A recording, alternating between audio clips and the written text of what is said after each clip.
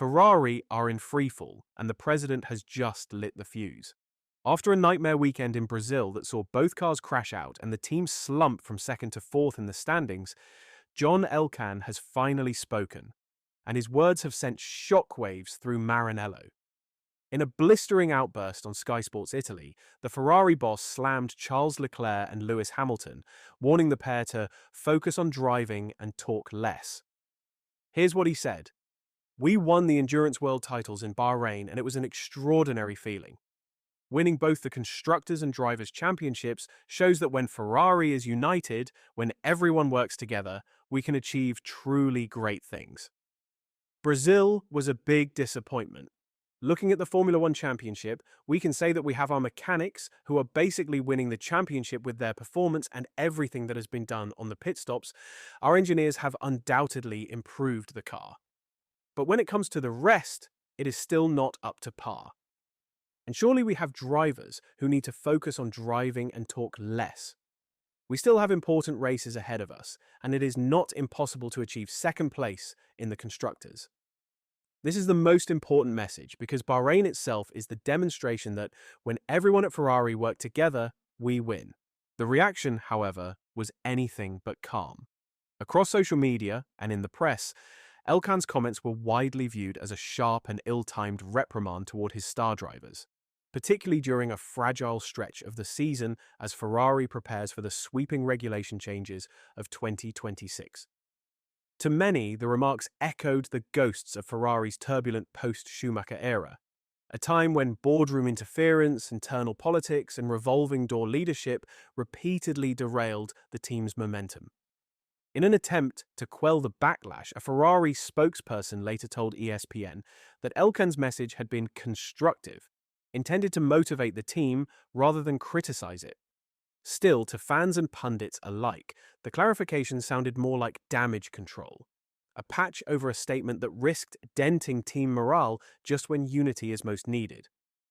Veteran Italian journalist Leo Torini did not mince his words in reacting to Ferrari president John Elkann's remarks.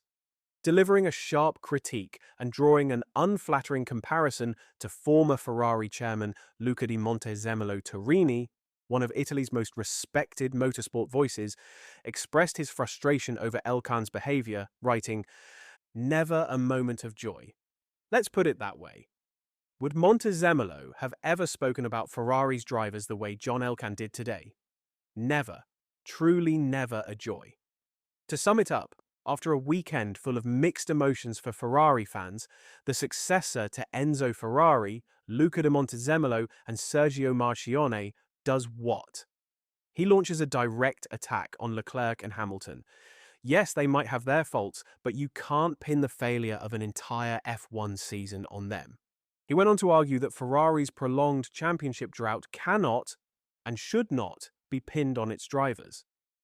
If Ferrari hasn't won a driver's title since 2007 and a constructor's trophy in even longer, then clearly the problem doesn't lie with the 2025 drivers. Charles Leclerc and Lewis Hamilton have often been the only reason the team even salvaged some points from a disastrous year. But Torini wasn't done there. He twisted the knife further by recalling Elkann's now infamous fastest lap in Baku comment from a few years ago, likening it to the president's latest misstep about Ferrari's mechanics. He concluded with a final stinging observation. If Gianni Agnelli's grandson truly believes that the problem at Ferrari is talkative drivers, then at the very least, he needs to change his advisors, consultants, and managers. Because let's be honest, if since Schumacher and Raikkonen Ferrari hasn't won again, it's certainly not the fault of Alonso, Vettel, Leclerc, or Hamilton. And if they still don't understand that, then we'll truly never win again. 2009, world champion Jenson Button also felt a certain way about Elkann's comments. He spoke against the Ferrari president, saying, "Maybe John should lead by example." Just hours after Elkann's comments went viral, both Lewis Hamilton and Charles Leclerc took to social media to share their own messages in response. For Hamilton, still reeling from a bruising weekend in São Paulo, his post carried the tone of quiet resilience. "I back my team. I back myself. I will not give up. Not now, not then, not ever." "Thank you, Brazil, always," Hamilton said. Leclerc, meanwhile, struck a note of unity and determination after his race ended early due to a first lap clash involving Oscar Piastri and Kimi Antonelli. Emphasizing teamwork, the Monegasque driver urged Ferrari to stay together and push forward through the final 3 rounds of the season. "A very difficult weekend in Sao Paulo," he said.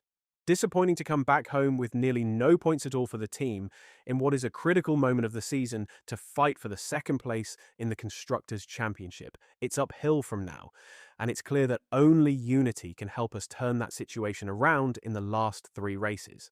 We'll give it all, as always."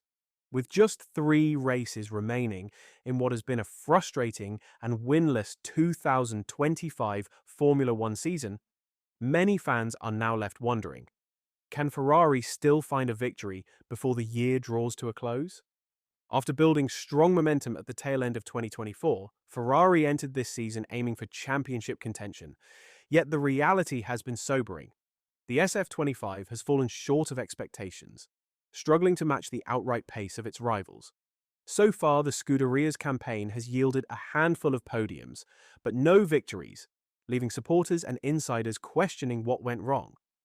Despite flashes of competitiveness, including 2 podiums in the United States and Mexico, Ferrari's prospects in Brazil were modest at best. During the sprint weekend at Interlagos, the team prioritized setup refinement and race balance. Leclerc's qualifying performance, a strong third on the grid, offered a glimmer of hope that a podium might be possible. But on race day, fate intervened. Early contact left both Leclerc and Lewis Hamilton with terminal damage, forcing an early double retirement that compounded Ferrari's woes. When asked after qualifying whether he still believed Ferrari could capture a win before the season finale, Leclerc managed a wry smile before responding. "I'd say the chances of finishing the season with a win are about 16%. That optimism, however faint, contrasted sharply with the tone from team principal Fred Vasseur, who admitted it was difficult to take positives from a weekend where both Ferrari drivers failed to finish. Despite Oscar Piastri's costly 10-second penalty for his role in the opening lap collision, Vasseur refused to engage in finger-pointing. "It's a tough weekend," he said. "I had the feeling that with Charles we were in a good place, that he had a good start, a good restart, that he took margin on the curb, and we are paying the full price of the crash between Antonelli and Piastri. I don't care about who is at fault between Piastri and Antonelli, but for sure it was not Charles. It's tough because in this fight, you can't give up points. When you are giving up points, you are giving points also to the others. It's a double penalty, and in our case, it's very harsh." Reflecting on Lewis Hamilton's race, Vasseur offered a candid assessment of what went wrong and what lessons the team must take heading into the season's final stretch. "We lost a huge amount of downforce. We still don't know if it was from the crash of Sainz or from the crash of the front wing under the floor, but perhaps both of them. But after 200 meters, when you are P20. If you have a look at what Max did today, with decent pace, I think we can come back and you can score good points. But 2 crashes is too much." Now, I want to hear from you. Did you think that John Elkann's comments were too harsh, or was it nothing more than tough love?